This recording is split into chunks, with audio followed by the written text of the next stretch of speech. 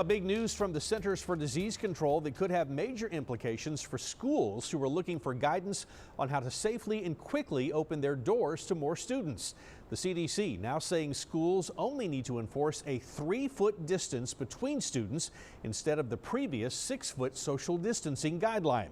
That change comes after a Massachusetts study reveals that there are no higher rates of COVID when the students are closer together. Ventilation also the key here. And again, this would only be for schools. And our local medical expert, Dr. Salim Sarani, says that the new guidance doesn't come as a surprise, but communities should be looked at individually before a decision is made.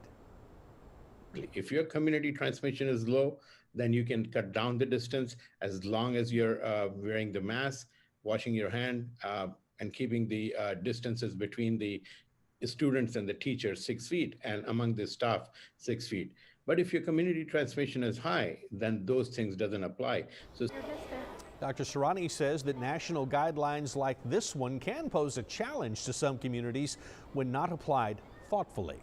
Now, we reached out to administrators with Corpus Christi Independent School District to see what they had to say about the new recommendation coming from the CDC.